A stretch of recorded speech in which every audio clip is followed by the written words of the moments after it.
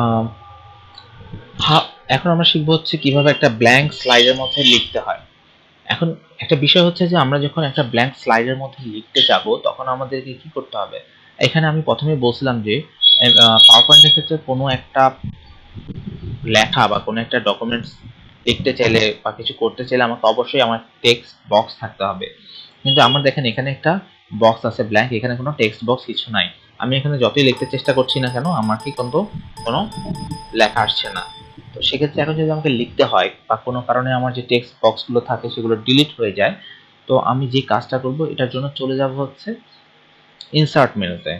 Insert menu থেকে text box. এই text box কিন্তু বিভিন্ন জায়গায় আছে। যেমন হচ্ছে আমার এই যদি আমি শেপের মধ্যেও যাই, দেখেন এখানে সব জায়গাতে টেক্সট বক্স আছে, এই যে টেক্সট বক্স, ঠিক আছে? তো বিভিন্ন জায়গাতে আছে। তো ইভেন এই যে আমাদের হোম মেনুর মধ্যে এখানেও কিন্তু টেক্সট বক্স আছে। তো এমন সময় এমন অনেক জায়গাতেই থাকবে। তো আমরা সাধারণত ইনসার্টের মধ্যে থেকে এই টেক্সট বক্সটা সিলেক্ট করতে পারি। করার পরে এখানে আমি কি দেখেন আমার কার্সারটা চেঞ্জ হয়ে গেছে। তো একটু আগে ছিল কার্সারটা একটুকু, এখন কিন্তু কি চেঞ্জ হয়ে গেছে। আমরা এখন এখানে যদি ড্র্যাগ করি, মাউসটাকে লেফট মাউস ক্লিক করে ড্র্যাগ করি, তাহলে কিন্তু কি আমার একটা টেক্সট বক্স আমরা পেয়ে যাব। এখন কিন্তু কি আমরা সবকিছু লিখতে পারছি। আমি এখানে ওরকম কিছু লিখতেছি না, একটু এমনি জাস্ট ট্রাই করতেছি, টাইপ করতেছি, ঠিক আছে? এখন আমরা দেখতে পাচ্ছি কি আমার টেক্সট বক্সটা লিখতে পারছি। কিন্তু আমি যখন টেক্সট বক্সের বাইরে আবার লিখতে চাচ্ছি তখন কোনো কিছুই লিখতে পারছি না। তো এখন আমরা একটু আগে স্লাইডের মধ্যে বা যত রকম অপশন আমরা চেঞ্জ করেছি এখানেও কিন্তু কি সবকিছুই করতে পারবো। ইভেন আমি যদি চাই এটাকে আমার লেখার ফন্ট সাইজটা যখন 18 আছে, আমি চাইলে একটু বড় ছোট সব ধরনেরই করতে পারি।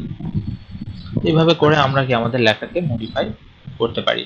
এছাড়া ওয়ার্ডের মধ্যে আমরা যে অপশনগুলো ব্যবহার করি, বোল্ড করা কিংবা বিভিন্ন অ্যাঙ্গেল পরিবর্তন, সবকিছুই আমরা এখানে করতে পারি। যেমন এখানে বোল্ড করতে পারি, আমার লেখাটাকে বোল্ড করলাম, ইটালিক করলাম, তারপর আন্ডারলাইন দিতে চাইলে দিতে পারি, সবকিছু এখান থেকে করতে পারি।